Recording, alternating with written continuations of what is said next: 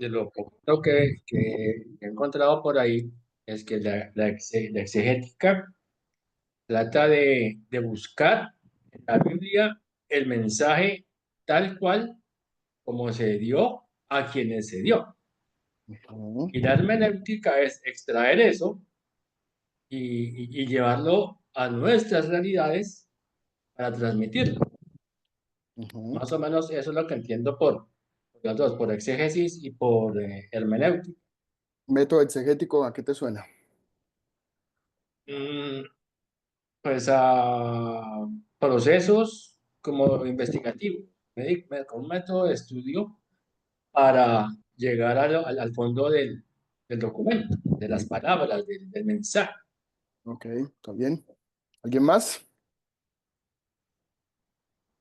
Asdrúbal, Caterín, Gerardo, José, somos poquitos, entonces está Eh, sabroso. No, profe, profe, ¿Quién? ¿Quién? ¿Quién me está hablando? mira, la Asdrúbal. los dos. Bien, entonces Caterín y luego Asdrúbal. Y vamos Eh, con... bueno, pues por métodos exegéticos es utilizar las rutas por medio de las cuales podemos extraer del texto el mensaje que fue dicho a esos primeros oyentes, o sea, el mensaje de Dios para esos primeros oyentes, ¿no? Exégesis, pues se refiere a eso, a sacar del texto. Eso. Ok, muy bien. Asdrúbal, Gerardo y José. buenas noches para todos. Pues no, la verdad yo este tema lo desconozco totalmente. Nunca he escuchado esas palabras. Ok, está bien, perfecto. Gerardo, Estudiar el texto, sacar la enseñanza del texto, mirar qué es lo que enseña. ¿no? Está bien. ¿Y José? ¿Qué dice José? Tienes el micrófono abierto, pero no sé si tienes o no tienes micrófono, José. Sería que revisaras. Pareciera que no ¿Me, me, tiene. Ah, sí, sí, te escuchamos. Dale, me escucha ahí? sí, te escucho. No, le cuento que me sacó ahorita, me sacó el internet ahorita, pero gracias por esto. Ya volviste, ya volviste. Bueno, sí, entiendo por todo el exegético que es la operación que busca como sistema que busca la interpretación de un texto. Ujú, ok, muy Y bien. por, por hermenéutica entiendo que también es, eh, por ejemplo, aquello que busca como buscar el sentido de ese texto que se está estudiando, como escarbar mucho más profundo. El- Bien. Vamos a hacer un ejercicio en grupos pequeños. Voy a, voy a abrirles aquí voy a mandarles un documento aquí al chat para que ustedes, por favor, lo apropien. A ver, ¿dónde está ese documento? Y vamos a reunirnos en grupos pequeños. Vamos a hacer una lectura que es como una lectura de acercamiento, digámoslo así, de un primer momento a esto eh, del ejercicio exegético. Solo déjenme, lo encuentro acá. Este es súper corto, realmente es una parábola que hacen los autores de un cuadernillo bíblico que se llama Iniciación al análisis estructural, pero vamos a ver solo 2 páginas, es una lectura supremamente corta. La idea es que la hagan en grupos, déjenme saber si ya se las compartí. Ahí está, ok, ya está en el chat, ¿sí? Listo. Vamos a leerla, vamos a conversar en torno a ella, un ejercicio de 10 minutos, como para llegar un poco informados de eso que está diciendo ahí, como para que es una parábola que el autor propone para pensar las diferentes formas de acercarse de acercarse a un texto, en este caso a una obra arquitectónica, ¿no? Pero da cuenta un poco de que hay muchas formas, de que hay muchos caminos para acercarse a, y él hace ahí también sus conclusiones. Miramos, leemos esto, volvemos y seguimos nuestra conversación. Voy a organizarlos en grupos pequeños. Ustedes son 2, 4, 6, 7. ¿Será que los pongo a 2 o los pongo 3 y 4? ¿Qué dicen? ¿Qué prefieren? Vamos a Profe, poner, vamos a poner 3 salas. Señor. Sí, eh, sí mandó el documento, no, no me ha llegado nada. ahí está, en el chat de aquí del Zoom, no en el chat de WhatsApp. No, no me sale nada, profe. Listo, ya volvemos a enviarlo, pero como los otros lo pueden ver, ¿sí? Sí, En el chat. señor. Sí, señor. Ok, entonces tú vas a quedar con Ok, alguien, José, entonces ese alguien lo tiene, ¿vale? En caso ok, profe. de que tengas allí alguna situación. Bueno, Listo, listo. ya estoy asignando, solo que voy a decidir asignar, eh, voy a decidir asignarlos no al azar, ¿sí? Ah, bueno, pero es que tengo uno repetido, entonces creo que voy a hacer solo 2 salas, porque tengo a uno repetido. En un segundito. Ok,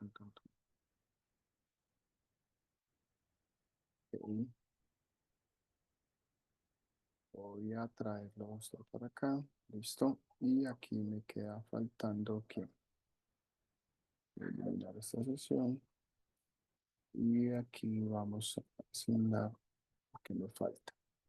Listo, estamos hablando de que hay 6, son 2 salas, de 3 no más, 10 minutos leemos, es una lectura supremamente tranquila, conversamos, lo que vamos a tratar de inferir en ese texto es las diferentes formas de acercarnos al estudio de un objeto, en este caso el texto bíblico, pero la parábola es de una parroquia, ¿sí?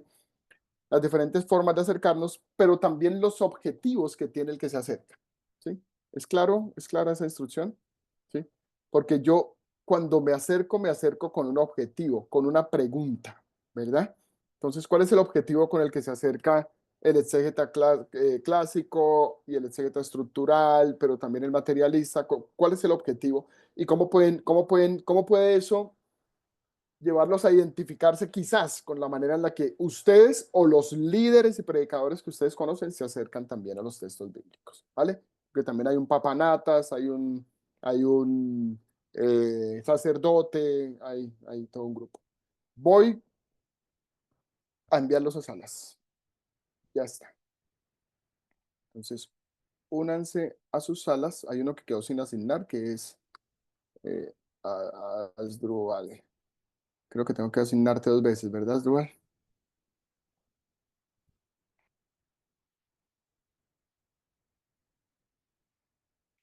Vamos a la 2. Pueden salir. Listo.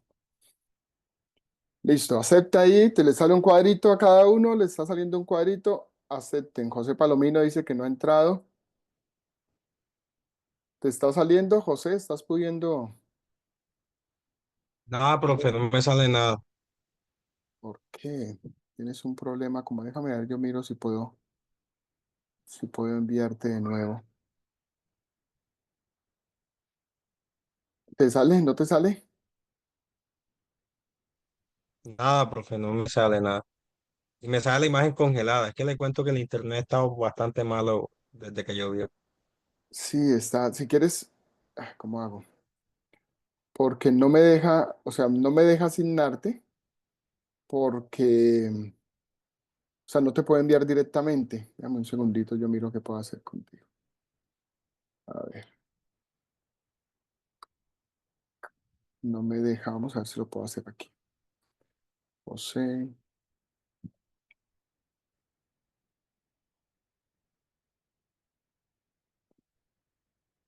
no,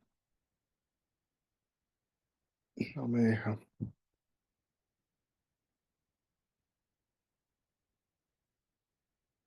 Si yo te, Profe, si te voy a convierte. salirme y intento Espérame. nuevamente.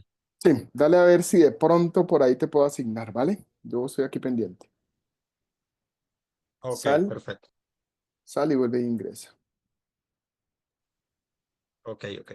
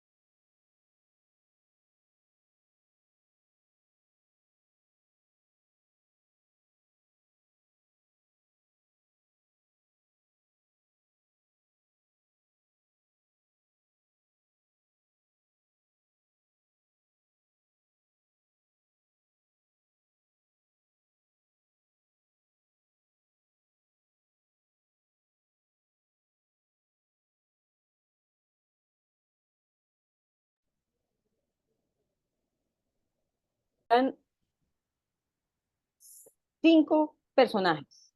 Ujú, 5 personajes se identifican ahí en la lectura.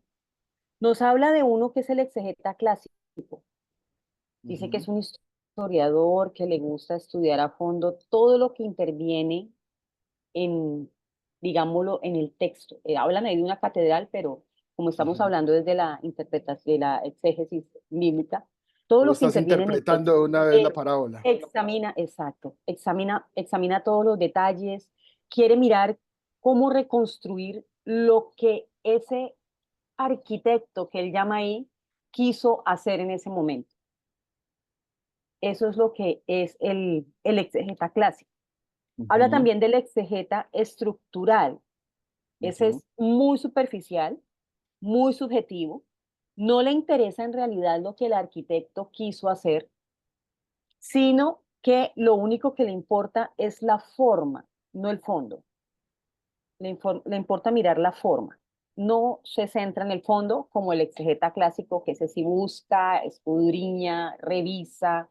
Bueno, el otro personaje es el sacristán, que es el que vive allí, que es el que está allí todo el tiempo, que está tal vez tan seguro y tan convencido de lo que ya conoce que no es capaz de ver absolutamente nada nuevo, que si le cambian algún detalle o algo, no lo puede ver, porque él está ya con su mente imaginándose exactamente lo que ya él sabe, lo que ya él conoce.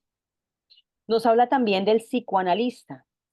Dice que se verifica los fundamentos, que tiene en cuenta los puntos fuertes y los débiles y que a partir de allí reconstruye ese monumento. O sea, toma ciertas cosas, toma lo fuerte del texto, toma de pronto algunas cosas débiles y desde allí arma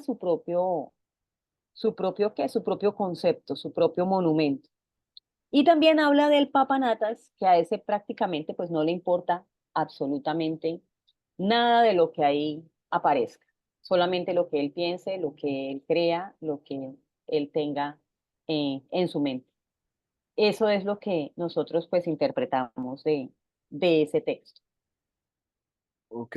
¿No leyeron a los otros? ¿No leyeron al exégeta materialista y al sacerdote?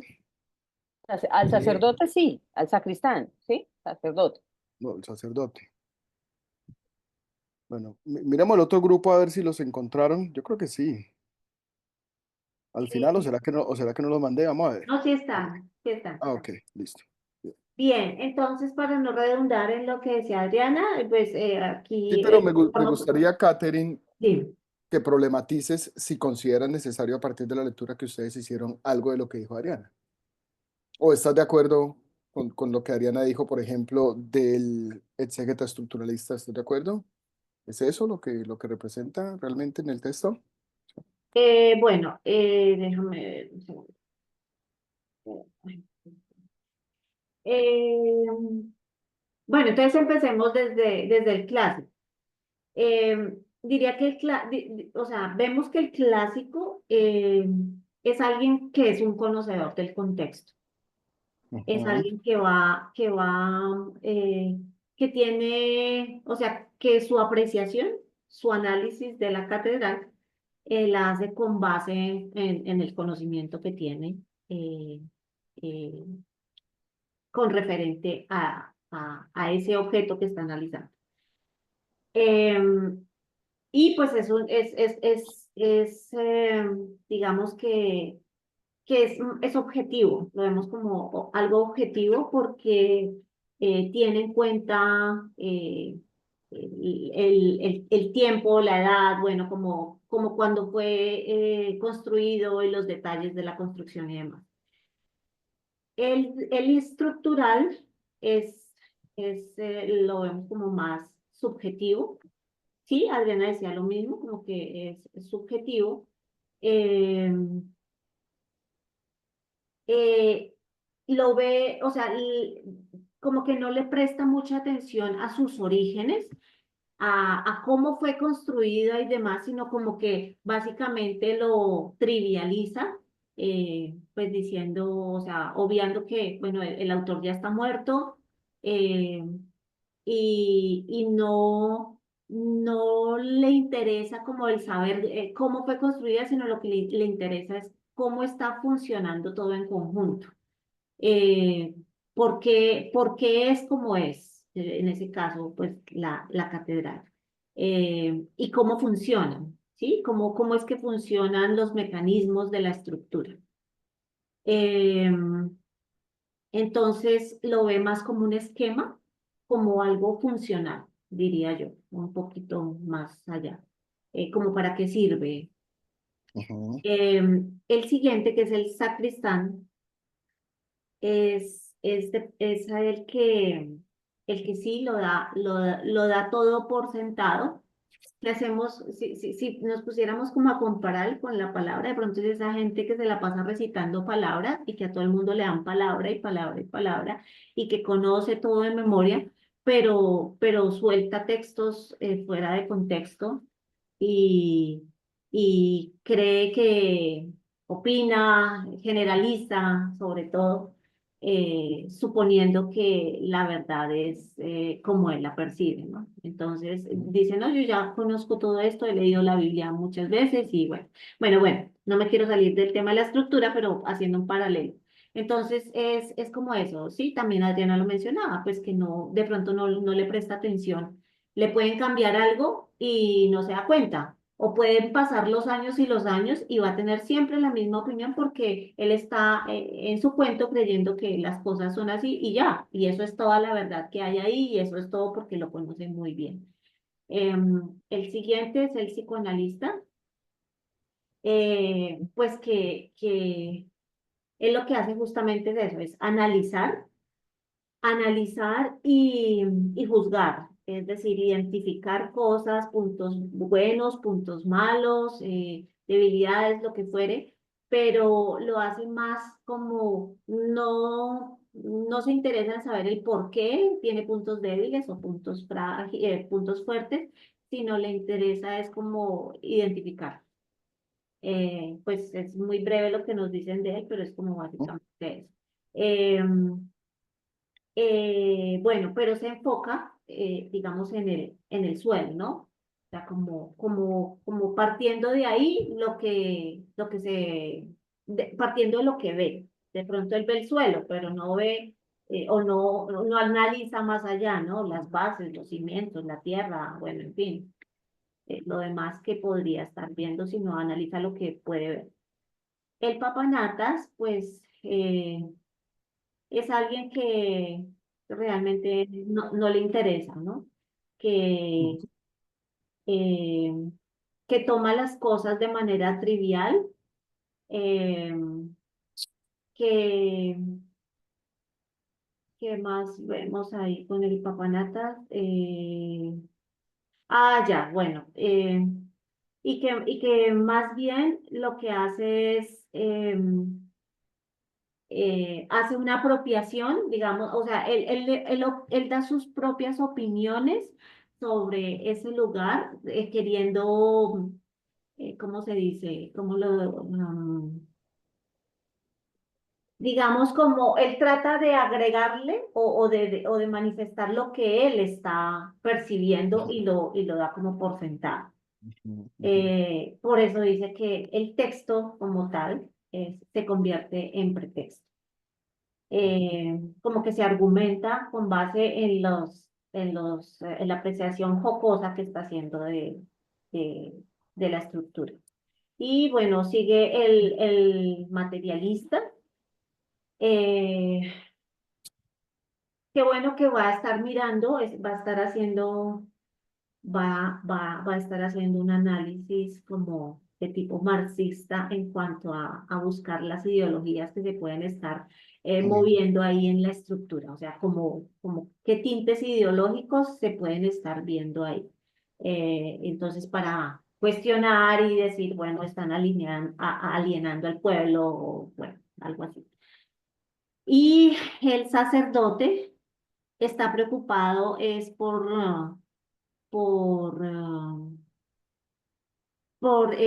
digamos, para lo que sirve la catedral. O sea, está preocupado es por el sermón, no está preocupado por la catedral como tal.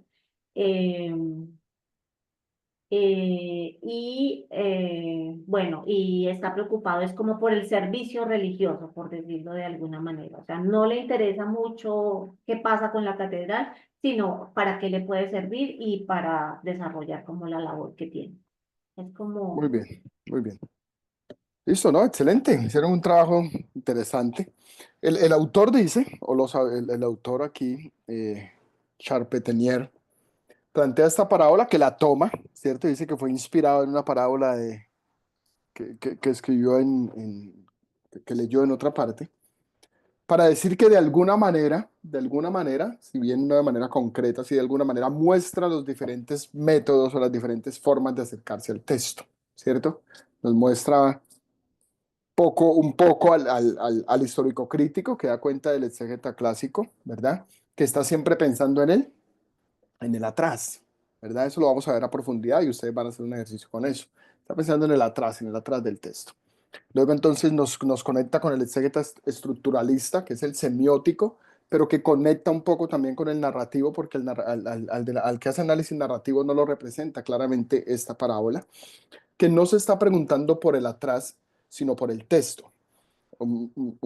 Divergiendo un poquito de cómo ustedes entendieron al exégeta estructuralista, realmente el exégeta estructuralista no está preocupado por la forma, también está preocupado por el fondo, tanto como el clasista, a veces puede ser hasta más, y no es subjetivo, es objetivo, solo que su objetividad está centrada específicamente en el texto. Él no se pregunta por quién construyó esto. Por eso de alguna manera mira al anterior y le dice fascinante, apasionante, pero tú te inventaste el autor porque el autor ya murió. A mí me interesa la obra y me voy a profundizar en conocer la obra, en medir la obra, en entender la obra y cómo es que esta obra hace lo que hace y cómo es que esta obra funciona actualmente. Entonces el estructuralista lo que pasa es que no se preocupa por el atrás y tampoco mucho por el delante, sino que está enfocado en el texto, a diferencia un poco de otro estructuralista que es más de tipo literario, que se preocupa por otras cosas que vamos a estudiar un poco más a fondo. Y ya luego aparece el sacristán, aparece el papanatas, aparece el psicoanalista. Aquí estaba mirando este libro que me regalaron hace un tiempo. Creo que no se ve bien porque lo tengo aquí distorsionado, pero le quito la distorsión aquí. Se llama Iremos todos al paraíso. Ya el nombre es problemático. Ya el nombre es supremamente problemático. Bastante. Este libro es de un autor que a mí me encanta, que vamos a citar bastante, vamos a trabajar con él. Este es uno de los textos que vamos a trabajar en este curso, cómo leer relatos bíblicos de Daniel Marguerat. Daniel Marguerat podría ser fácilmente el sucesor de Joaquín Jeremías, que es una autoridad en el tema de la exégesis bíblica. Yo creo que perfectamente Marguerat podría ser su sucesor realmente.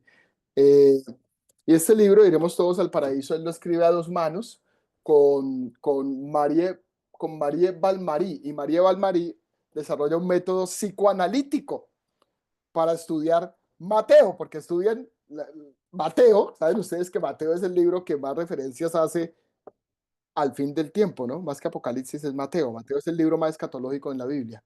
Y hacen todo un ejercicio, es un librazo, yo se lo recomiendo. Eso me lo regalaron de cumpleaños hace 2 años y me lo leí en una noche. Eso es una delicia, pero bastante problemático. Así como el título es problemático, el libro es problemático. Pero bueno, se lo recomiendo. Y aparece ya el papanatas, que es el que usa el texto como pretexto para decir lo que quiere del texto. Aparece el sacristán, que ya se sabe de memoria todo y entonces ni siquiera deja ver o se da cuenta que hay otras cosas en el texto que podrían ser relevantes y ser importantes. Y aparece el sacerdote, que está preocupado por la predicación y entonces no profundiza lo suficiente en el texto. Son de alguna manera algunos acercamientos que hay a los textos. Nosotros vamos a tratar de trabajar como en la amalgama de 3 de ellos, ¿sí? Que están en la línea de el clásico, hablando de la parábola, el clásico, el estructuralista, y el que se desprendería del estructuralista, solo que es como su homónimo. El estructuralista es muy francófono y su homónimo norteamericano es el análisis literario. Y también está, aunque no nos vamos a acercar mucho a él en este curso, de pronto en el otro nos metamos un poquito en ese, pero no acostumbro a meterme ahí, aunque no me disgusta, me gusta ese acercamiento que nos da el tiempo, son las lecturas liberadoras, que son muy de la línea latinoamericana, muy de la línea de la teología de la liberación, que podría estar ahí representado por el marxista o por el materialista, ¿verdad? Que es como una forma también de acercarse mucho al texto muy, muy actual, ¿sí? Entonces son las lecturas desde los negros, desde los indios, desde las mujeres, desde los LGTBIQ, porque ya hay lecturas, ya hay exégesis y métodos exegéticos o acercamientos y lecturas al texto, son las famosas lecturas populares, que se desarrollan aún desde desde las diferentes tribus, si se quiere, desde las diferentes comunidades. Bien, entremos un poquito entonces aquí, son las 8:18, avancemos para que podamos poner fundamentos sobre esto que estoy pretendiendo poner fundamento. Vamos a clarificar términos rápidamente, vamos a clarificar términos y vamos a decir entonces cuáles son los principios en el sentido específico de clarificar términos de la interpretación bíblica. Esto lo tomamos de Luis Alonso Schockel, que es o fue una eminencia en el ejercicio de la interpretación de los textos bíblicos. Esa era una de las personas que citemos en este curso. Y él nos plantea esto así de manera sencilla, sucinta y específica. Las diapositivas yo creo que se las voy a subir en alguna pestaña que cree ahí en el Moodle que se llame recursos. ¿Está bien? Para que queden ahí con las diapositivas también. Y los textos, todo lo que vamos a ir trabajando, se los voy a poner ahí. O en la semana que estamos trabajando o en una pestaña que se llame recursos. Las lecturas en la semana y en recursos voy a poner estas diapositivas. Exégesis, dice Luis Alonso Schockel, es el ejercicio de la comprensión. Ya. El ejercicio de la comprensión, ¿cierto? Porque si tú te metes etimológicamente con la definición de exégesis y de hermenéutica, te metes en un problema. Y te metes en un problema porque los dos significan interpretar. Los dos significan interpretar. Entonces uno dice, bueno, entonces esa cuestión es lo mismo, pero no es lo mismo. Sí tienen una diferenciación y una diferenciación importante, ¿verdad? Y en el curso lo diferenciamos cuando veamos hermenéutica 2, nos metemos 100% con hermenéutica. Y aquí nos vamos a meter más con exégesis desde el método. Y dice que el método exegético es el modo de proceder sistemáticamente. Como su nombre lo indica, método, ¿verdad? Para hacer exégesis hay que usar un método. El resultado del método da como cuenta la exégesis, ¿verdad? Hay un librito que hizo un holandés que vive en Colombia, que es así, este pequeñito. Es un librito que le dan a uno unas ganas de leerlo, porque es pequeñito ese libro, ¿no? Es este librito, mire el librito. Se llama Historia de la Exégesis.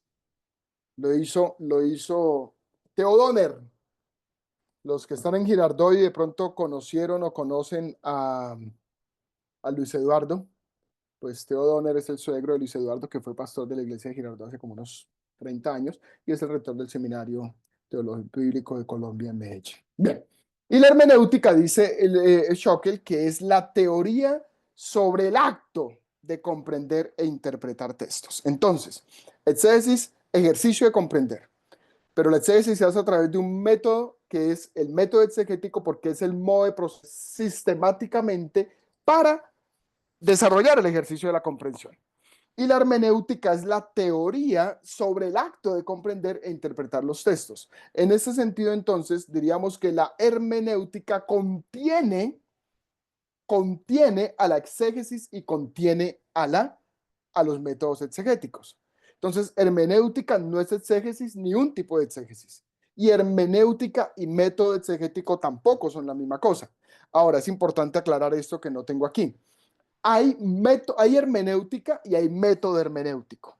Hay hermenéutica como teoría y hay método hermenéutico, pero el método hermenéutico se desarrolla más en la línea de ejercicios de interpretación en filosofía, ¿cierto? De ejercicios de método filosófico. Hay un método filosófico que se llama el método hermenéutico en filosofía, como está el fenomenológico, como está el genealógico, como está el arqueológico. El método hermenéutico se desarrolla mucho en filosofía. Aquí hablamos de hermenéutica como la teoría, ¿verdad? Como la teoría. Y esa teoría entonces contiene a la exégesis, porque la exégesis es el modo, es el ejercicio de comprender, pero la hermenéutica es la que regula si se quiere, la que regula, la que dicta las reglas para la que construye teóricamente los procesos tanto exegéticos como de la metodología exegética.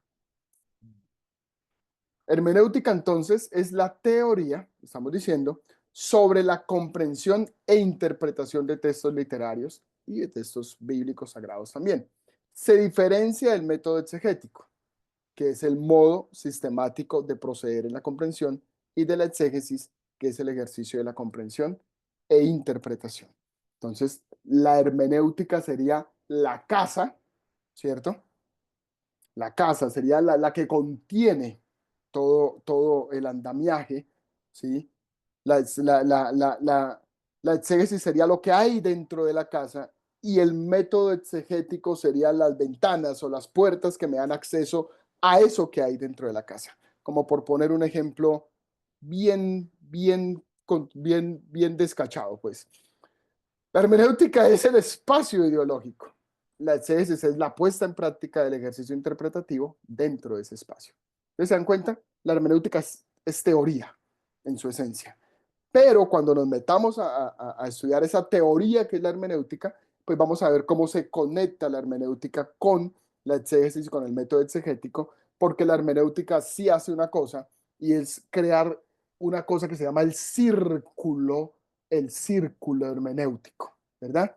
Y en próximas clases, que seguramente es en la próxima clase, vamos a mirar un poco, a diferenciar un poco los métodos exegéticos y la hermenéutica, en tanto método también, en el sentido de que la hermenéutica está desde el hoy hacia el texto y del texto al hoy, ¿sí? Que es un poco distinto a lo que hacen los métodos exegéticos, y por eso se le conoce a eso como círculo hermenéutico, porque completa el ejercicio hermenéutico, en tanto que no solamente es diacrónico, sino que también es sincrónico, pero no solo es sincrónico, sino que también es diacrónico. Por eso siempre va a conversar con los métodos exegéticos la hermenéutica.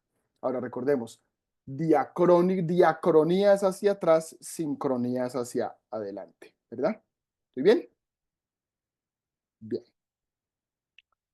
Preguntas con relación a esto de los términos. ¿Quedamos claros? ¿Quedamos más confundidos? ¿Nos enredamos más? ¿Nos perdimos más? ¿O lo clarificamos más? Igual lo vamos a ir entendiendo cada vez más a medida que vayamos entrando en las dimensiones del curso. Pero para decirlo claramente, la hermenéutica contiene a la exégesis, y la exégesis se hace a partir de un método que se conoce como método exegético, y los métodos exegéticos son muchos. La exégesis es el ejercicio de comprender eso que hay en el texto, ¿verdad? Eso que hay en el texto. Porque hay métodos exegéticos que van atrás, pero hay otros que no van atrás. Hay otros que se quedan en el texto, ¿cierto? Entonces, no necesariamente decir que la exégesis va a buscarlo más atrás, no, va a sacar eso que hay en el texto, ¿verdad? A partir de unos métodos, Pero ese ejercicio ya es un ejercicio hermenéutico, porque la hermenéutica lo contiene, Entonces, eso como para ir iniciando con esta dinámica de lo que es la clarificación de los términos. ¿Está bien? Están viendo mi pantalla, ¿verdad? Sí, señor. Señor, Preguntas con relación a esa clarificación de términos, que es bien enredada, ¿no? O sea, ya de por sí es enredada, pero ¿hay alguna pregunta, comentario, sugerencia?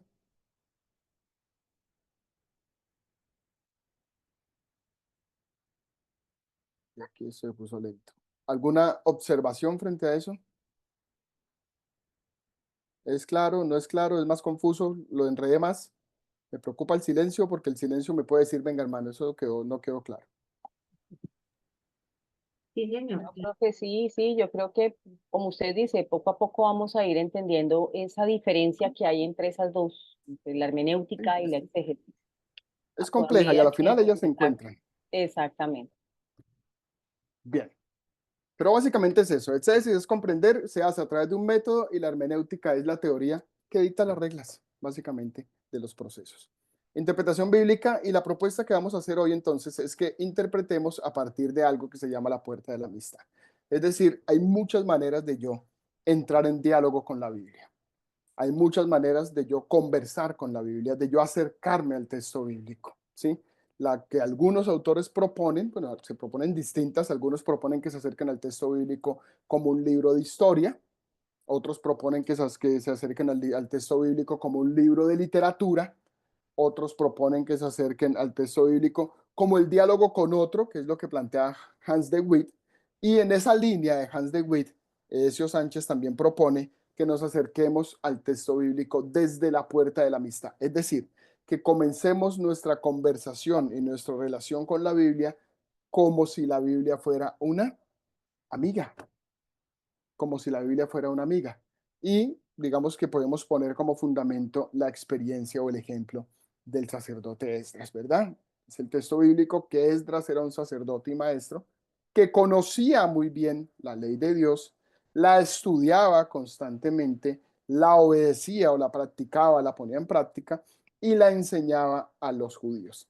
Pero es interesante porque este ejercicio de conocer dice que se da en tres dimensiones: en la dimensión de estudiar constantemente, de inquirirla juiciosamente, de poner en práctica ese aprendizaje del que se apropia y de luego compartir ese aprendizaje con otros, ¿verdad? Aprendía para enseñar, pero aprendía para vivir.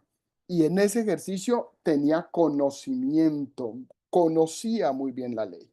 Y yo creo que cuando uno se da la oportunidad de acercarse a la Biblia como una amiga, no como un libro hermético, no como un libro que no es cercano, no como un libro técnico, no como un libro solamente literario, si bien es necesario acercarse a la Biblia como literatura, pues creo que uno tiene la oportunidad de construir una relación con la Biblia que es muy bonita, una relación con la Biblia que es muy posible porque es más cercana, ¿verdad? Es como cuando tú te acercas a Dios. Ayer estaba en un curso que estoy haciendo sobre salud mental y cuidado pastoral y, y el tema era la fundamentación teológica de la salud mental, ¿no? El fundamento teológico. Y el autor hablaba de las iglesias que enferman y de las iglesias que sanan, ¿cierto?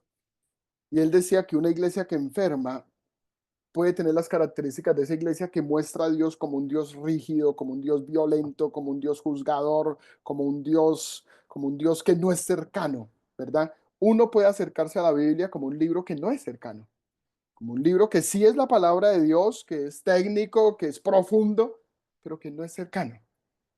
Pero uno puede acercarse a la Biblia como un libro con el que puede construir una amistad. Y en la medida que yo soy amigo, en la medida que yo me hago amigo de Caterín, pues voy a conocer a Caterín. En la medida que yo veo a Caterín, o que Caterín me ve a mí solo como el profesor, como el decano, como el man allá, pues es más difícil que podamos construir una relación de amistad. Y en la medida que no puedo construir una relación de amistad, siempre el acercamiento va a ser un acercamiento rígido, eh, ¿cómo se dice? Formal, ¿cierto? Formal, y entonces no se rompe. Entonces yo me puedo acercar a la Biblia así. De hecho, ahí estaba el psicoanalista que se acerca a la Biblia de una manera formal, rígida, se encierra para estudiar la palabra, ¿cierto? Y construye toda su construcción su interpretación a partir de buscar ese suelo, porque ustedes saben que el psicoanalista siempre va a buscar no el atrás, sino como la fundamentación de las cosas, ¿verdad? Muy freudiana esa cuestión.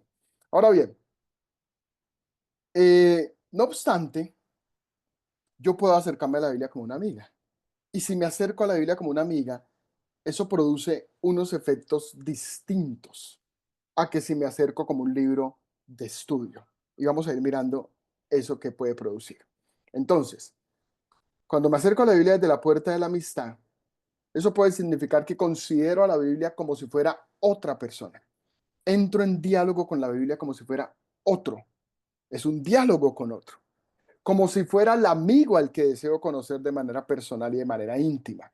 Hans de Guy, en un documento que les puse ahí que se llama En la dispersión el texto es patria, son solo 8 paginitas, propone Hans de Guy ahí acercarse a la Biblia como el diálogo con otro, como el diálogo con otro. Ahí se los puse como lectura opcional. Si se quieren acercar, no les puse el libro completo, solamente les puse esa introducción, que son 8 paginitas.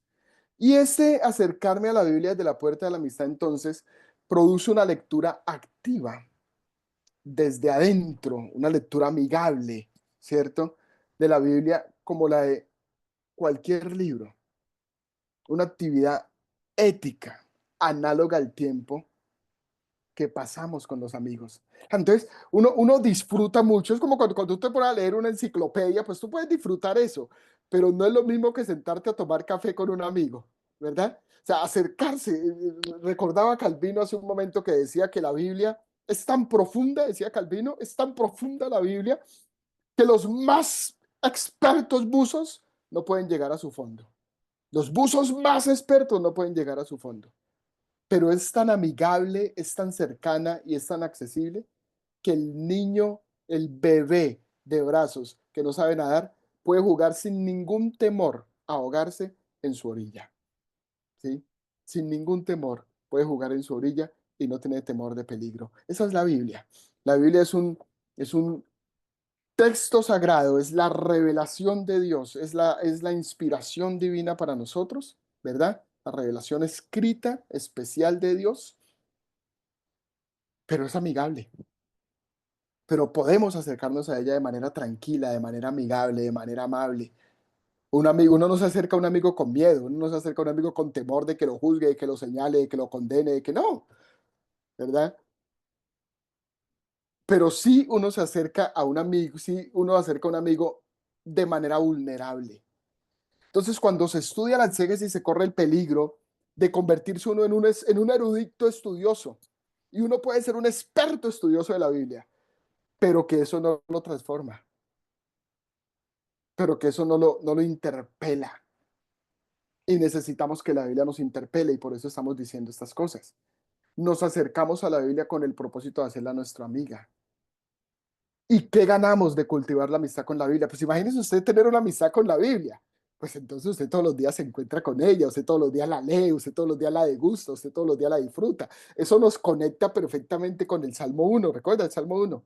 Bienaventurado el varón que no estuvo, que no anduvo, que no se sentó, sino que en la ley de Jehová está su delicia, sino que en la ley del Señor se deleita. Cuando yo me acerco a la Escritura desde la puerta de la amistad, esta se convierte en mi deleite, se me deleita. Yo no sé si a usted le pasa, yo no sé si a usted le pasa. Estaba viendo el domingo, estaba viendo una película ahí en Max, que me dio por ver televisión, y puse Max, hace rato no veía, y salió una película que se llama La Forja, el propósito, y hasta pereza me dio porque la imagen salía una espada y ya, esto está como malo. Pero al final dije, pues mientras me quedo dormido la veo. Y pues no me dormí, es una película cristiana muy bien hecha, muy bien hecha. Y habla sobre el discipulado, se la recomiendo, es bonita. Y hay un momento en el que están conversando en el discipulado y uno que está en la mesa dice que estaba en una situación, que estaba atravesando por grietas, pero que las grietas le llevaron a entender que Dios, pues que si lo hace a su manera y con sus fuerzas, pues entonces no le da espacio a la fe y a la acción de Dios. Y dice, en ese momento, Hebreos 6 me saltó. Hebreos 11:6 me saltó me saltó y me pegó en la cara. Y eso me hace acordar una ilustración que también yo he usado, porque no sé si a ustedes les pasa que a veces cuando están leyendo la palabra, estudiando la palabra, es como si las letras de la escritura saltaran delante de ustedes, como si se salieran del texto y saltaran, y ustedes empiezan como a coger, como a capturar, como a disfrutar esa delicia, esa ricura, esa maravilla, y ustedes comienzan a deleitarse y dicen, wow, wow, wow, wow, wow. Pues cuando me acerco a la Biblia desde la puerta de la amistad, eso pasa. Entonces es un deleite. Entonces rompo los tecnicismos porque estoy hablando con una amiga a la que quiero conocer, pero de la que también soy conocido.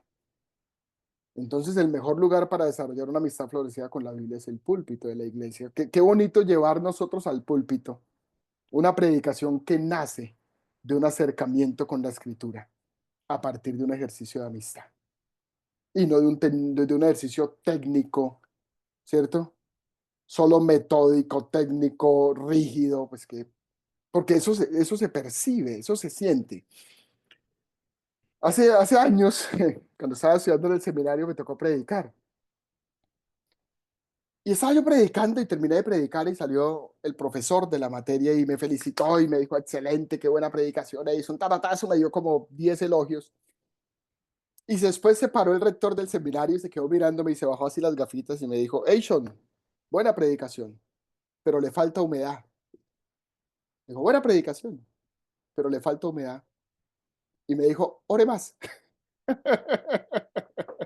Y yo sabía que sí, que era un ejercicio metodológico, tal vez juicioso, que me había esforzado por interpretar correctamente, por usar las reglas de la homilética, de la hermenéutica, de la exégesis, pero que no había humedad porque el acercamiento al texto no había sido transformador, no había sido un deleite, no había sido una delicia. Y esa delicia es necesario uno vivirla cuando se acerca al texto bíblico. Entonces, acercarse al texto desde la puerta de la amistad, ¿sí?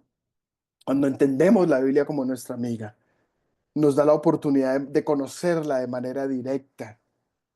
Y se dice con paso pausado, regresando al texto bíblico una y otra vez. O sea, pierdo el afán. Miren, por años yo me esforzaba. Este año voy a leer toda la Biblia y leí la Biblia de manera sistemática, leí la Biblia de manera cronológica y cada año yo me esforzaba a leer toda la Biblia y leía, comenzaba a leer la Biblia sistemática, cronológicamente, la leí 2, 3, 4 veces. Pero luego empecé a estudiar el texto desde esta mirada, desde acercarme desde la puerta de la amistad. Duré 3 años estudiando Génesis capítulo 3, 3 años, solo con Génesis 3, solo revisando exegéticamente Génesis 3 a partir de revisarlo como relato, a partir de revisarlo desde las diferentes miradas, buscando en el fondo, porque lo estudié con una pregunta puntual, ¿Cuál es el pecado en Génesis 3? Esa fue mi pregunta. ¿Cuál es el pecado en Génesis 3? Esa fue la pregunta. 3 años duré estudiándolo y prediqué 2, 3 sermones y todavía sigue retroalimentándome porque hace poco me encontré con un autor que dice una cosa distinta a la que yo llegué como respuesta. A la que yo llegué como respuesta a partir de Génesis 3. Pero es una maravilla. Trabajé con Primera de Reyes 5, la sanidad de Naamán, como 8 meses con ese texto.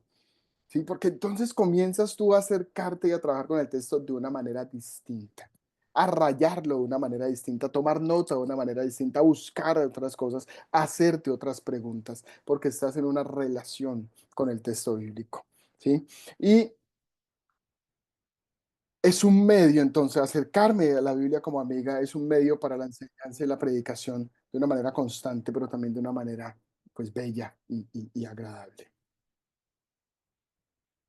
La Biblia como nuestra amiga, entonces nos lleva a pasar tiempo con ella, a tratarla como amiga y no como libro académico, no como libro de texto. A eso los quiero invitar. Cuando hagan su trabajo grupal, su entrega de práctica grupal, traten de acercarse a la Biblia más que como un libro exegético, como una amiga,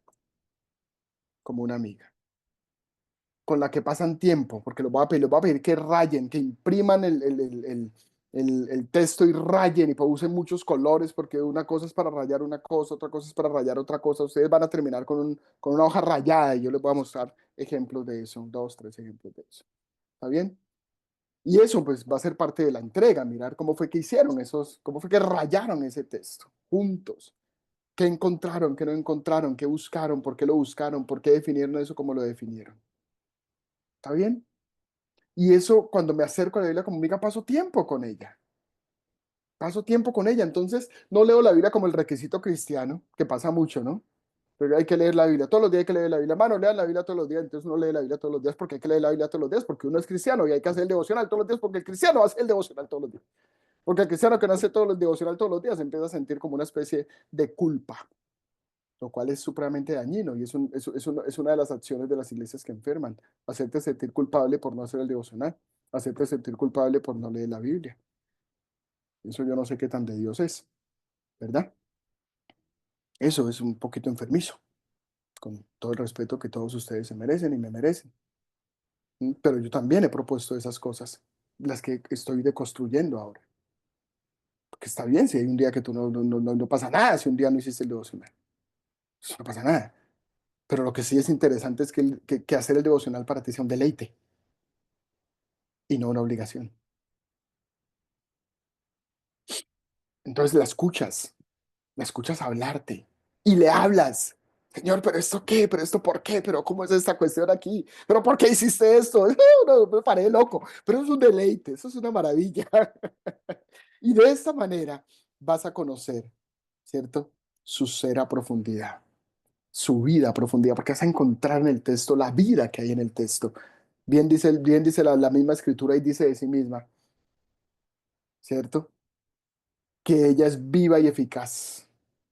Bueno, pues si la palabra es viva, yo necesito relacionarme a ella y con ella como si tuviera vida, no como si fuera un objeto inanimado, porque ella está llena de vida y lista para transmitirme y para comunicarme vida, para darme vida. Entonces, cuando me acerco a la Biblia como amiga, uno cultiva la amistad, como cultiva las relaciones. No quiere cultivar la amistad. Uno toma café con el amigo, habla con el amigo, comparte con el amigo, departe con el amigo, va, viene con el amigo, ¿verdad? Y corro el riesgo, y esto me gusta, corro el riesgo de ser atrapado por la palabra.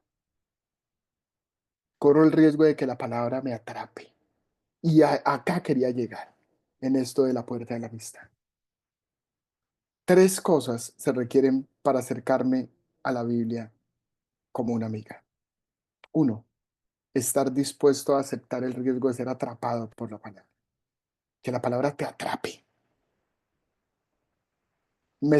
¿Cómo es? Me sedujiste, Señor, y fui seducido.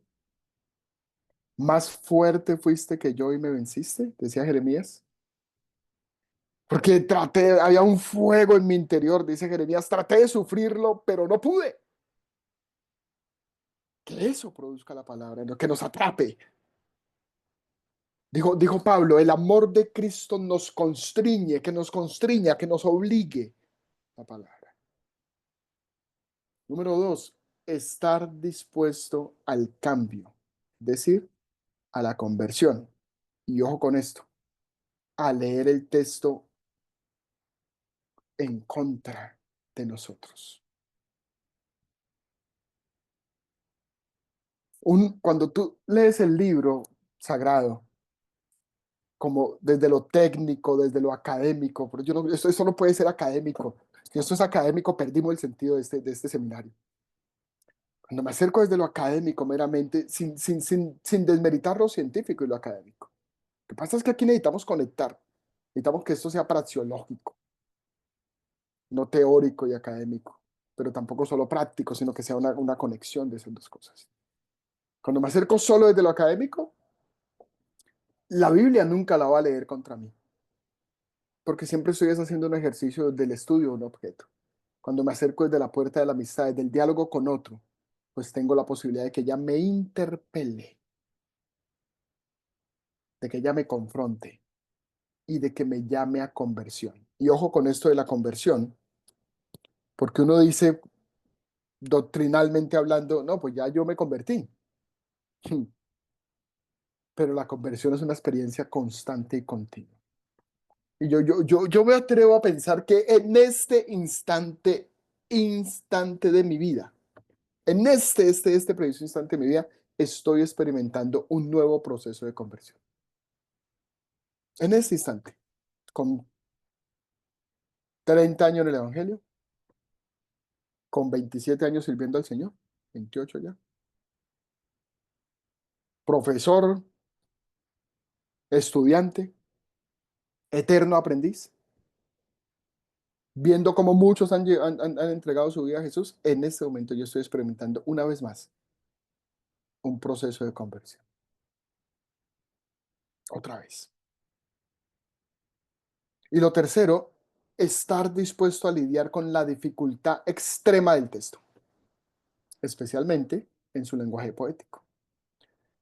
Y cuando decimos eso de estar dispuesto a lidiar con la dificultad extrema del texto, lo simple, lo superficial y lo sencillo es hacer lo que hacía el papanatas, ¿no? Es una época, cuidado ya con eso, con esa gente que le pone a meterse que en el atrás y que en la estructura y que cómo esto funciona. No, no, no. Yo aquí cojo lo que me sirve y lo voy tirando. Es fácil acercarse a la Biblia así y al final decir a la Biblia lo que yo quiero que diga, lo que a mí me parece que diga. y resultar apostando al literalismo bíblico, porque es que eso es fácil. Difícil es entender que el lenguaje bíblico es un lenguaje figurado, es un lenguaje literario, es un lenguaje poético, es un lenguaje muchas veces metafórico, que casi el 50% de la Biblia está escrita en el género narrativo, para meterle dramatismo, está construido a partir de una trama que yo tengo que entender, que comprender esa complicación, esos momentos climáticos, que tiene unas estructuras, unas lógicas lingüísticas, unas lógicas del lenguaje, que hay un contexto histórico, sociológico, económico, político, social, y que eso entonces requiere una interpretación, más allá de decir que eso exactamente o perfectamente es literal, sino enfrentarme, estar dispuesto a enfrentarme y a lidiar con la dificultad extrema del texto bíblico. Ir a los idiomas originales cuando es necesario ir a los originales. Y volver de los originales cuando es necesario volver de los originales. Eso se trata. El acercamiento al texto bíblico. Y terminamos con esto, que es básicamente un consejo de cómo acercarme desde la puerta de la amistad en este apartado, ¿no? Para que nos vayamos a tomar cafecito, agüita, guapanelita o a terminar la cena. Déjenme un momento porque me salí. Ustedes están viendo mi pantalla, ¿sí? Porque yo no sé qué hice. Sí, señor. Ya volví. Es que me salí. Este es una vez, me vuelve loco. Herramientas. Use varias versiones bíblicas. Miren, consejo, señores, por favor, cuando estudien la Biblia, usen varias versiones bíblicas. No usen una sola versión. Y mi recomendación es que usen dos tipos de versiones bíblicas. Bueno, si manejan los idiomas originales, pues acérquense desde los originales también. ¿Cuáles son esos idiomas originales? Bueno, pues acérquense desde los interlineales, por ejemplo. ¿Sí? Los interlineales. Revisen las gramáticas, no sé si tengo acá. Creo que no, en la oficina. Revisen las gramáticas griegas y hebreas si se acercan o si trabajan desde los originales. Yo creo que vamos a hacer una encuesta para preguntarnos por los idiomas originales. A mí me parece que es algo que no necesariamente deberíamos de sacrificar. Que podemos volver a pensarnos eso. Entonces vamos a los originales. Miremos, leamos la Biblia en un interlineal griego, en un interlineal hebreo. Pero además de eso, vayamos a estos dos tipos de versiones que les propongo aquí. La literal o formal, ejemplo Reina Valera del 60, ejemplo, estos son solo ejemplos. No, a ver, la Biblia de Jerusalén, ¿sí? Que son Biblias literales o formales. Y lean también la Biblia de equivalencia dinámica. Hay gente que es enemiga de las equivalencias dinámicas. Ustedes van a escuchar en YouTube gente que sataniza las Biblias de equivalencias dinámicas, a los que hicieron traducciones de equivalencias dinámicas como Nueva Versión Internacional, traducción en lenguaje actual, Nueva Traducción Viviente. La misma Dios habla hoy, estaría muy en la línea de una equivalencia dinámica. Pero esa es la diferencia. Las Biblias literales persiguen reflejar el léxico y la estructura gramatical de los idiomas originales. Entonces, tratan de ser parecidas al original en su estructura gramatical, en cómo se construye. Es muy difícil, obviamente, porque a veces la estructura gramatical informa otras cosas, ¿verdad? O se escribe de ciertas maneras, que esto tiene un aorizo, que esto tiene un genitivo, que esto tiene ¿cierto? Que tiene un espíritu rudo, un espíritu fuerte, ¿verdad? Que esta terminación es plural. Por ejemplo, Dios. Cuando tú lees Dios, el Elohim del hebreo, la terminación en la letra que termina him, como Adam, pues no es una terminación plural. O sea, si uno tradujera eso de manera más literal, uno diría dioses o diría Adanes. ¿Sí? Entonces Dios es un plural. Ya ahí uno puede construir toda una comprensión de Dios desde la lógica comunitaria. Porque el nombre Dios no es un nombre singular, es un nombre plural, desde el hebreo que es Elohim. Y Adán, por eso se traduce correctamente como humanidad. Entonces, cuando Génesis 1 habla de la creación de Adán, porque Génesis 2 nos lo especifica un poquito más, ¿verdad? Son dos relatos distintos. Génesis 1 y 2 son dos relatos distintos. No es un relato que explica al otro. Son dos relatos distintos de la humanidad. Pero cuando dice, y creó Dios al hombre y la mujer y los llamó a Adán, que está más adelante por allá en el capítulo 6, pues está diciendo que Adán contiene a la humanidad, ¿verdad? Que simplemente lo que hace el autor bíblico es toda una construcción literaria, hermosa, por cierto. Eso que llamamos dificultad del texto para ponernos de una manera poética todo este tema de la creación. Cuando nos dice que abrió su costilla y sacó de su costilla y creó, pues ¿qué significa eso? Más allá de decir de que, ay, mi costilla, porque es que yo tengo una costilla menos, porque no, pues, más allá de eso, ¿verdad? De esas superficialidades y de esas obtusidades. Hombre, ¿qué significa el hecho de que el relato nos diga que la mujer fue tomada de la costilla?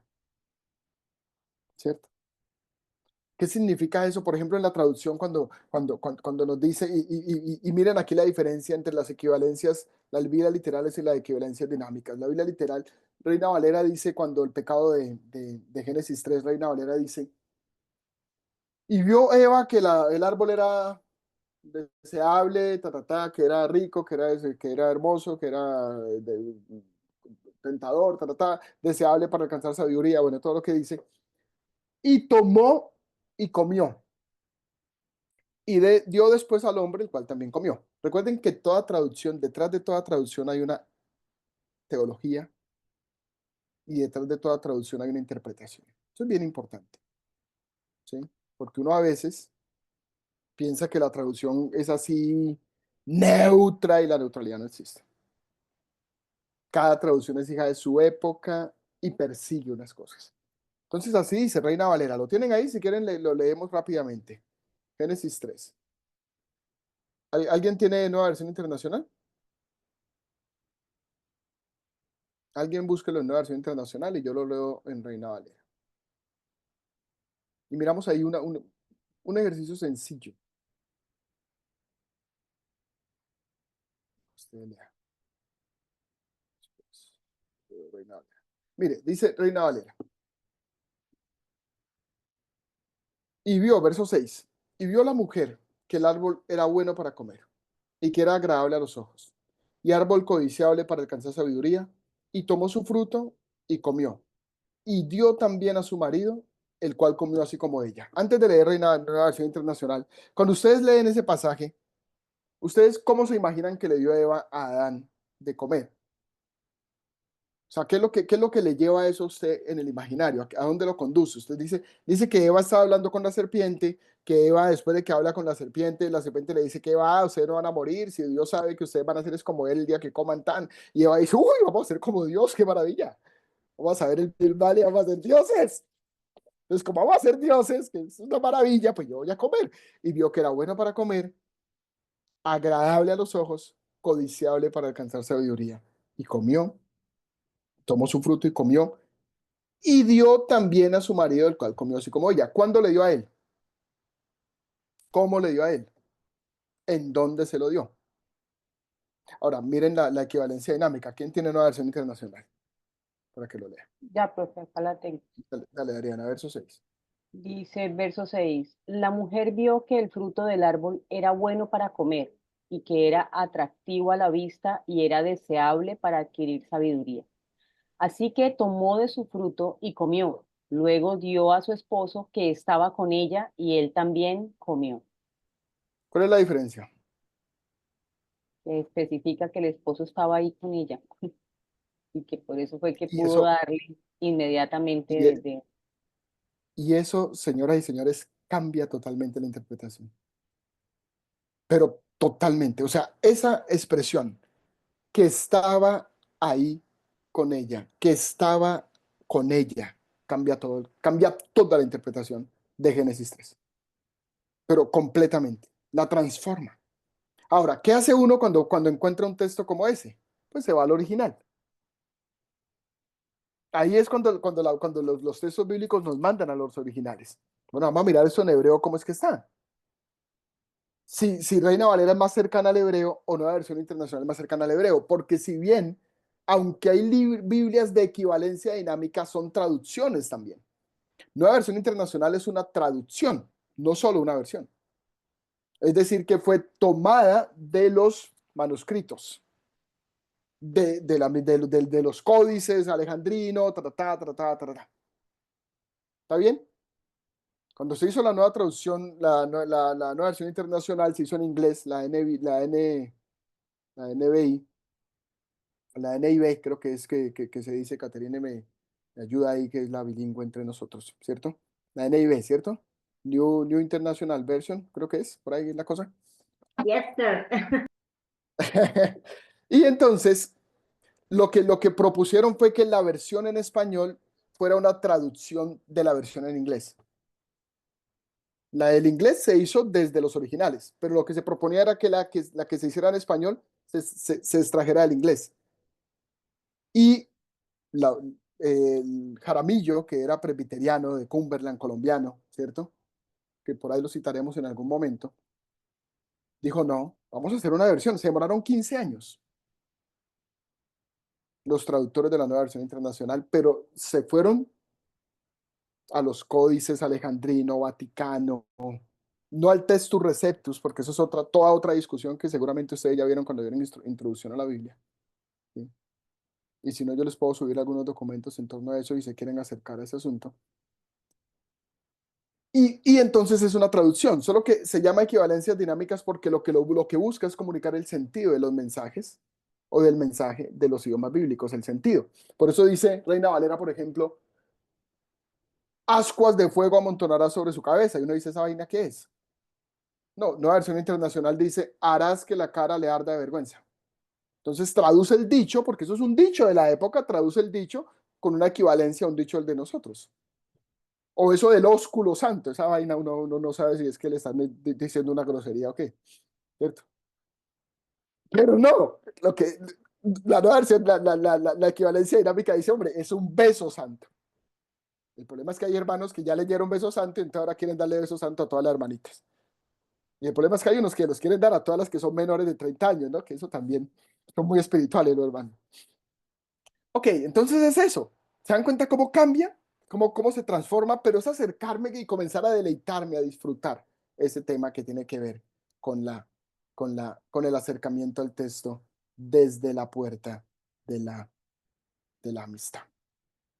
Bien, preguntas, comentarios, sugerencias. Vamos por ahí. Para que nos vamos a tomar café, tengamos 10 minuticos de charla. Dale, Caterina. Un comentario ahí del principio de la presentación que nos hablaba sobre Esdras. Si uno lee en Esdras 7:10, ahí en ese texto se habla de exégesis, hermenéutica y homilética en el texto. Es ahí Sí, qué una maravilla. Sí, si quieres, lo miramos rápidamente solo el texto. Pues en Reina Valera se ve muy chévere. Se ve claramente. Claro, porque es Eh, que, déjame, yo lo busco aquí, ¿lo tienes ahí para proyectarlo? Proyectalo. ¿Tienes permiso para bueno, proyectar? sí, señor, aquí ya. Dale, proyectalo y lo miramos.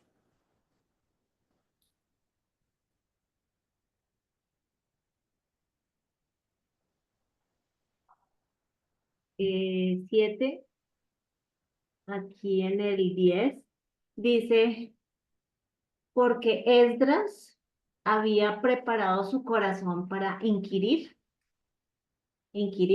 exégesis, la ley de Jehová, para cumplirla, hermenéutica, y para enseñar en Israel sus estatutos y decretos, homilética. Y hay una homilética.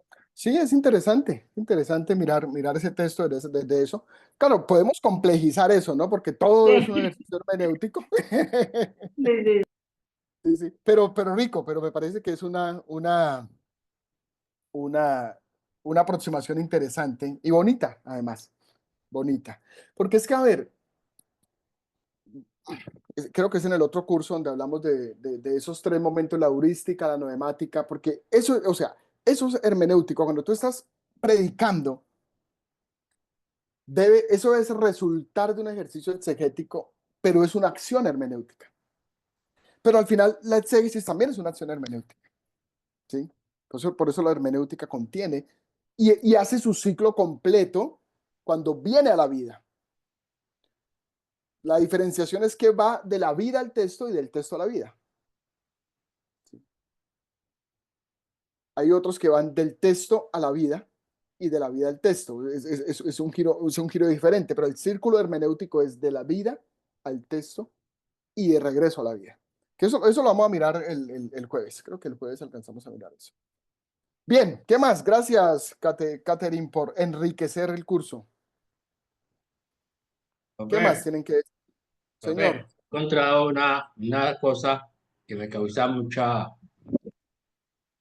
En Reina Valera, 1909 y 1960, hay un pasaje en Job donde la esposa le dice en la 60, maldice a Dios y muérete.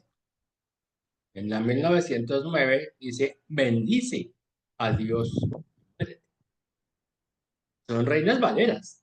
Eso es lo que me causa a mí ascuas de fuego en la cabeza.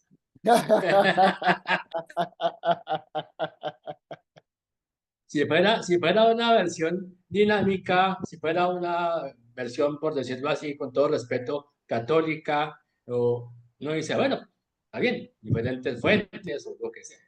Pero de la Reina Valera, en vez de ir como mejorándose, digo yo, pega semejante brinco tan opuesto, ¿no? De claro, bendice, maldice. ¿cuál sería la correcta? Ahí ¿Bendice o están las maldice? ascuas, profe, ahí están Usted, las usted, ascuas. Ah, usted, usted, tendríamos que usted- hacerle un análisis exegético al texto, ir al origen Esto que era el hebreo, alguna cosa de esas. y a Y las toca ir al buscármelo. condiciones, hebreo. ¿no? A las Toca, condiciones de la escritura, porque a veces hay cosas que están escritas porque el escriba escribió algo, tomó una nota o no sé, contexto. tocaría mirar el aparato crítico. Recuerden que las versiones originales tienen unos aparatos críticos, ¿no? Es que no tengo, en la próxima clase traigo entonces, tú coges el Nuevo Testamento griego o la Stugartensa hebrea y eso abajo tiene un aparato que es más grande que el texto y te muestra lo que dice cada códice. Entonces, este códice dice esto códice dice esto, este códice dice esto, este códice dice esto, este códice dice esto. Y ahí miramos, y ellos dicen por qué los traductores se inclinaron más a este códice que a este, por ejemplo. Dicen, no, preferimos este porque este y este son más antiguos y se acercan más al espíritu que hay en el contexto de ese texto, por ejemplo. ¿Sí? Entonces van allá. Sumado a eso, habría que mirar también, estamos hablando de 1909, tocaría mirar qué dice la anterior a esa, ¿cierto? Toca mirar qué dice la Vulgata, que es realmente de donde se desprende Reina Valera, ¿cierto? Algunos autores dicen que Reina Valera no es una Biblia salida necesariamente de los códices originales, comillas originales, porque original no hay nada, ya, los códices no hay ninguno, no existe ningún texto original. Pero digamos que esos códices más antiguos, Vaticano, Alejandrino, y algunos dicen que no, que Reina Valera se desprende más de la Vulgata latina, ¿sí? Que era una versión católica, de hecho. Pero recuerden, detrás de toda Biblia hay una teología y un planteamiento teológico. Para mí no es inocente que Reina Valera no diga en Génesis 3 que Adán estaba ahí, porque eso es muy machista, muy patriarcal, y eso da cuenta un poquito de la cultura del momento. que sustenta y defiende eso. O sea, uno no puede ir inocente al texto bíblico. Entonces, claro, eso que tú nos estás mostrando es interesante. Sería interesante hacer un ejercicio en este curso y mirarlo. Vamos a mirar, vamos a ir vamos a ir al hebreo y vamos a mirar cómo desde el hebreo se plantea. Pero eso también nos llevaría a hacer una mirada cultural de cuándo se produjo ese texto y por qué dice bendice y no maldice. Porque en el concierto común, ¿cierto? Pues generalmente aparece maldice a Dios y muérete. Por lo menos así lo tienen las equivalencias dinámicas, así lo tiene la versión internacional, así lo tienen, tocaría mirar la Biblia textual también como lo está planteando, pero por lo menos las Biblias más modernas lo tienen así. Habría que mirar cómo lo tiene Septuaginta, por ejemplo, ¿cierto? Que es también Biblia fuente de muchas Biblias, ¿no? Septuaginta, Biblia fuente de muchas Biblias. Muchas Biblias salen de la Septuaginta y no de los códices tampoco, ¿sí? Entonces también sería mirar hasta qué punto lo plantean pues de esa manera. Es un ejercicio que podríamos hacer. De hecho, puedes elegir ese texto para tu ejercicio, aunque está muy en la línea de lo poético, pero puedes escogerlo como tu ejercicio del curso. Ahora me tocó Carmen. Podría ser, ¿cierto? Pasó lo de Gerardo, Naamán. sí. Pasó lo de Naamán, entonces. No, solo decirlo, pero podemos mirarlo, creo que no es muy complejo. Bien, ¿algo más? Asdrúbal, ¿cómo te sientes? Gerardo, eh, Adriana, ¿cómo vamos? Pues, profe, para mí todo, obviamente el tema es bastante nuevo, pero pues ahí le estoy como poniendo cuidadito a ver para ir. Ahí estoy tomando nota de algunas cosas también de vocabulario para ir empezando a leer, a buscar y a irme como empapándome más de los términos que para mí son totalmente desconocidos. A mí algo que Bien, pero ¿te sientes muy perdido? ¿Te sientes tranquilo, Asdrúbal? ¿Vamos bien? No, sí, obviamente me siento bien, me siento como, pues tampoco es que esté tan, digamos, sino que obviamente sí es todo el tema, pues usted obviamente, pues, usted imagine que el estudio que tiene, pastor, pues usted habla de muchos temas con mucha familiaridad y mucha confianza y seguridad, pero pues obviamente yo soy un bebé, un párvulo en teología, pero no, igual me gusta, me fascina todo este tema, pero pues a su tiempo iremos entendiendo poco a poco, como decía la hermana Luz Adriana, entenderemos algunos términos y no serán como tan desconocidos para uno. Y Y no poco a te poco va preocupes uno tanto como con ajustando. la terminología, no te preocupes tanto con los Sí, términos, que hermenéutica, que exégesis, que método exegético. No, hermano, interpretar el texto, eso no te mates la cabeza con eso. Y lo importante sí, es sí, sí. aprender a interpretar y a hacer el ejercicio. Y a la que entremos en la práctica, eso va a ser mucho más tranquilo. Es Gerardo, ¿qué vas correcto. a decir?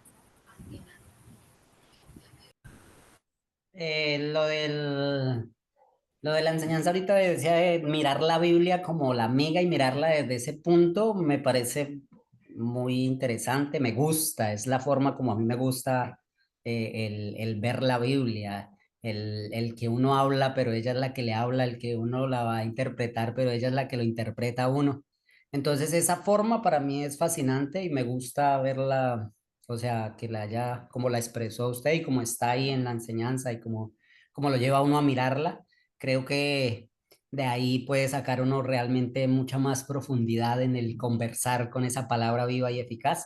Entonces, esa es una de las formas que me enriquece y me motiva y me lleva al deleite que me encanta de esa palabra, en esa forma de la interpretación como una amiga. Bien, gracias, Gerardo. Catherine, Es que Gerardo dijo algo ahí chévere y es como que trata uno de mirar, de leerla, de mirarla, de entenderla y es la que lo está leyendo a uno, ¿no? Yo no la veo como una amiga, yo la veo como una tatarabuela sabia que sabe todo de mí desde antes, sabe todo de la familia, está lúcida, es erudita y sabe todo. Entonces la escucho con sospecha porque sé que lo que dice todo tiene un fundamento. Trato de acercarme a ella como queriendo no creer en lo que yo pienso, sino más bien como tratando de entender y ver por qué dice lo que dice. Y de pronto porque es tan antigua, porque es tan sabia, es envidiada por un lado y por otro lado es mal interpretada. Entonces es también en ese diálogo de conocer a esa tatarabuela, es también la dinámica de estar escuchando los comentarios de los demás familiares, hablando de ella y poniendo en duda cosas o diciendo cosas que ella no dijo, ¿no? Entonces es como una relación así, de mucho como respeto, pero sí es familiaridad, pero es como alguien muy, muy sabio y erudito que tiene mucho para enseñarme de mí y de ella también. La tatarabuela. Bueno, eso está bien. Cada uno se puede acercar desde esa mirada, ¿no? Lo que está en el fondo es acercarse a la Biblia como otro, y no como un objeto inanimado, sino como otro, ¿cierto? Todo tendrá sus complicaciones, todo se puede complejizar. Podemos complejizar y verla como una amiga, que uno dice, no, pero es muy igual, pero podemos complejizar verla como una tatarabuela porque es muy vieja.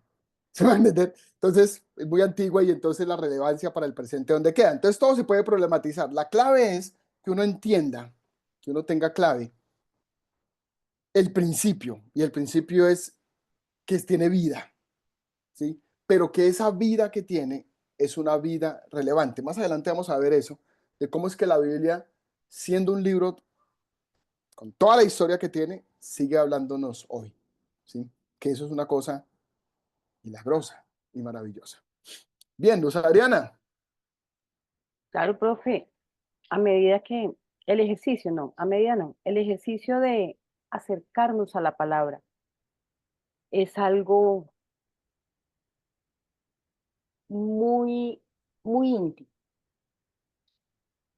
El acercamiento hacia la escritura tiene que hacerse con un corazón más que dispuesto, con un corazón donde uno se quite el caparazón y el corazón quede tan expuesto a esa palabra que la palabra pueda tocarlo, tocarnos a nosotros, que podamos ver esa palabra en nosotros mismos. Porque si no vemos esa palabra en nosotros mismos, no vamos a poder expresar lo que realmente esa palabra quiere mostrar. Entonces, sí, acercarnos a la palabra.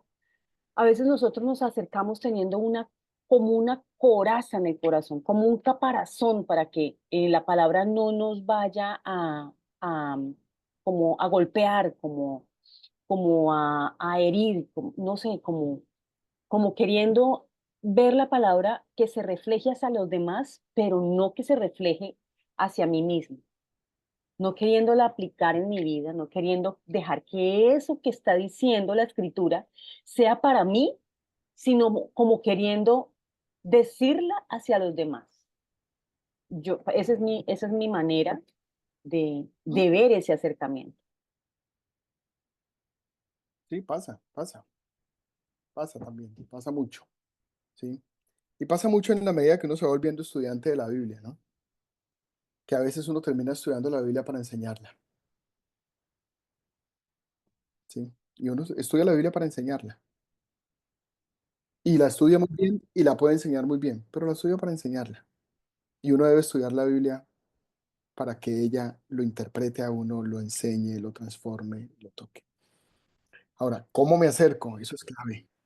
¿Cómo me acerco? Es clave, ¿sí? ¿Cómo me aproximo al texto bíblico? Eso es muy importante. Y bueno, de eso se trata este curso.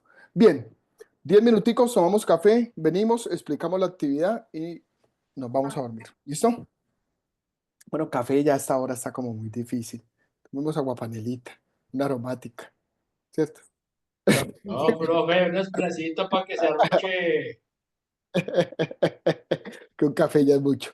10 minutos. Ya le traigo un expreso, profe. Oh, imagínate, un expreso ahorita. 10 minutos y regresamos. Pausa. Que nos quede grabado para Carlos la explicación de la tarea. Bien, este no es, este sí es.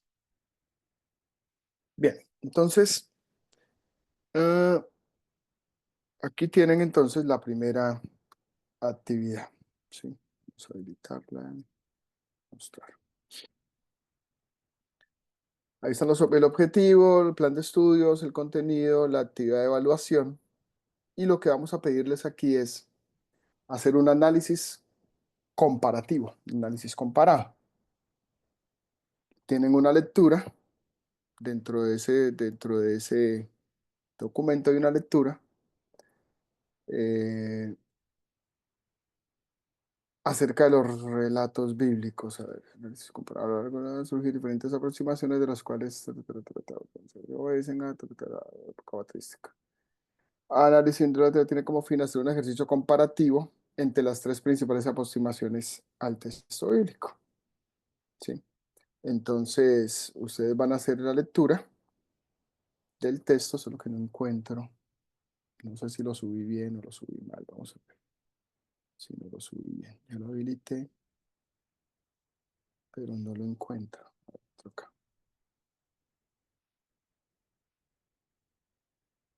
No lo encuentro. Tengo que mirar porque no. Ah, aquí está, sí. ¿Cómo leer relatos bíblicos? Sí, sí, sí, es el texto. Yo miro, bueno. ¿Sabes que van a leer el texto? Seguro si es este o es el, o le subí el que era para la otra clase. Van a leerlo. Básicamente lo que el texto dice es, les va a hablar así es el texto. Les va a hablar del método histórico crítico, del método semiótico o estructural y del método del análisis narrativo. Histórico crítico, semiótico o estructural, que viene a ser el mismo, y análisis narrativo. Ustedes van a revisarlo y en el documento les pido que hagan un ejercicio comparativo a partir de un cuadro comparativo con algunas preguntas puntuales, ¿sí? Entonces ahí les pido que pongan ¿cuál es? Aquí abre. ¿Cuál es la pregunta que busca responder cada aproximación? Entonces, ¿cuál es la pregunta que busca responder el análisis comparativo, el análisis histórico crítico, el análisis semiótico estructural y el análisis narrativo?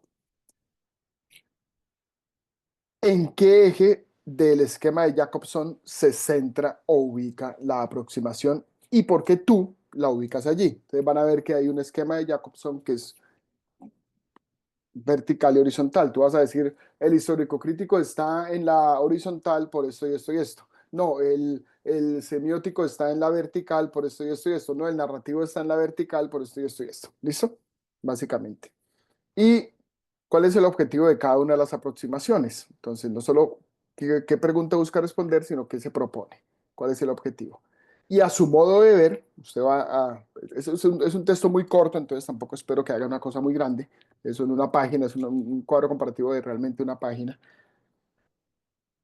¿Cuáles son, a su modo de ver, las ventajas y o desventajas de cada aproximación? Entonces tú vas a decir, yo considero que el método histórico crítico tiene esa ventaja, pero el otro tiene esa ventaja y este tiene esta desventaja. Hable de ventajas y desventajas de ambos. Y para eso realizo un cuadro comparativo, ubique cada una de las aproximaciones, ubique cada una de las preguntas y ubique las ventajas y desventajas. Entonces es un cuadro donde pongo las tres, pongo aquí las tan y entonces tan y hago un ejercicio comparativo. ¿Listo?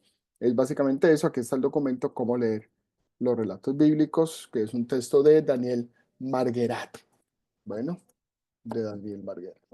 En sus son 5 páginas creo que van a leer nomás y ya ahí tienen cómo se hace la entrega y demás. Y ahí también les puse una lectura adicional, si quieren leerla, pues una maravilla si la leen, que es, creo que fue la que leímos hoy, o la que les dije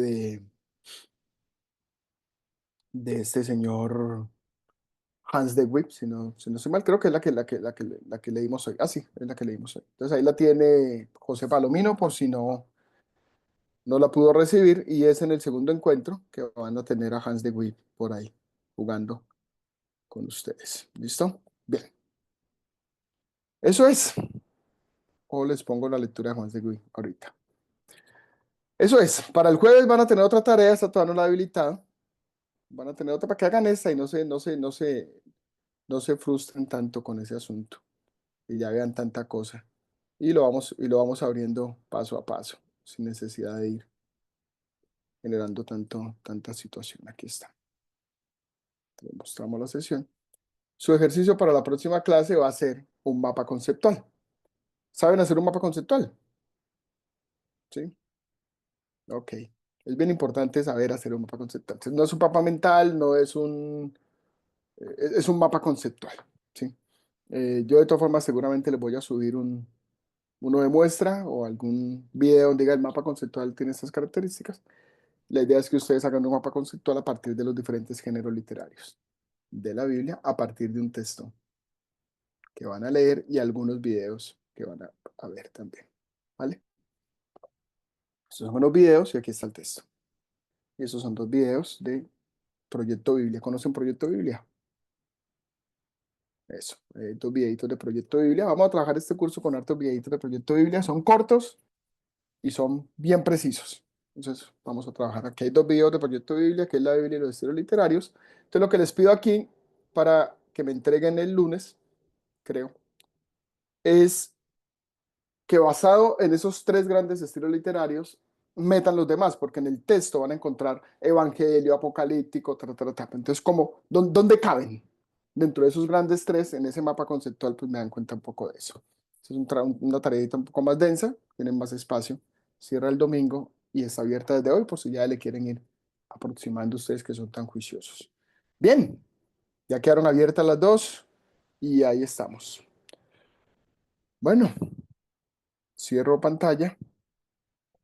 Cada uno, ustedes saben, ¿con qué nos vamos de este primer encuentro?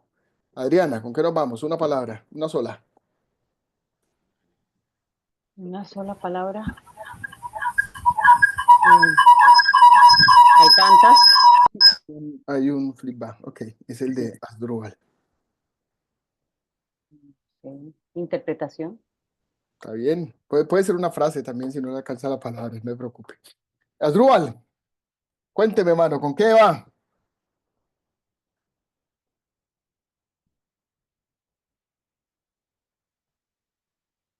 Tienes que abrir, Asdrúbal, ¿me escuchas? Estás silenciado, que yo te silencio. Dame un minuto y ya te digo la palabra. Ok, sí, tienes un feedback, tienes que bajarle el volumen al otro dispositivo. Juan Carlos, Pues una sola palabra. o una frase, está bien, no te preocupes. eh, Sí, que una bueno, palabra. a ver, la acomodo, ahora la organizo rápido. Listo, entonces me te lo ¿Ya lo No, organizaste? sí, sí, sí, no, Bueno, pues pues a, dándole. a trabajar con cariño. Bueno, está Esto bien. es de amor, esto es de amor. Creo que ninguno de los que estamos acá nos impusieron que tiene que estudiar teología. Oh, esto para todos es más amor que otra cosa. Que Eso, si no se le pone eso, pues no tiene sentido, no tiene gracia hacer eso, trabajar con regocijo, con alegría, con ese gozo exultante, diría algún papa por ahí. muy bien, gracias, Juan. Catherine, Qué rico estudiar. qué rico estudiar, se hace una maravilla, ¿no? Eso es una delicia. Estudiantes eternos. Qué maravilla. Gerardo, Analizar. a analizar. Muy bien. Oiga, sí, eso es puro análisis. Y ahora sí, Asdrúbal, cierra, hermano. Despídanos usted. Denos la bendición. Mucho por estudiar, mucho por aprender. Muy bien. Listo. La oración. Ore. Bueno, buenas noches, Padre amado. Te damos gracias, Señor, en este maravilloso día. Te damos gracias por darnos la oportunidad de estar aquí con personas que ya tienen un conocimiento de tu palabra, Señor, y que tú los estás usando para transmitirlo a nosotros, Señor, que hoy tenemos la sed de ti, sed de aprender, sed de conocerte más, Padre amado. Te damos gracias por esa oportunidad que nos das hoy, Señor. Te pedimos con todo respeto que seas tú guiándonos, que seas tú abriéndonos el entendimiento, Padre amado, para que tu palabra llegue a nuestro corazón, para que tu palabra llegue a lo más profundo de nuestra mente, a nuestro conocimiento, que la podamos interiorizar, que la podamos interpretar, que la podamos aprender en práctica y transmitirla a otras personas que hoy en día están necesitando de quien les transmita un mensaje claro, preciso, de cómo tú puedes intervenir en sus vidas, Señor. Gracias, Padre amado, por permitirnos estar aquí formándonos para ser nosotros instrumentos el día de mañana, para que otras personas lleguen a tus pies, Padre amado. Gracias, Señor. Te adoramos, Señor, y te doy gracias por este momento académico, Padre. Te adoramos, Padre. Gracias, Señor. Muchas gracias. Tengan buena noche, descansen. Nos vemos el jueves confiando en el Pues, Señor. Bueno, A, Dios les bendiga, sí. feliz noche. a las Gracias. 7. Buenas noches a todos. Gracias. Ya, pero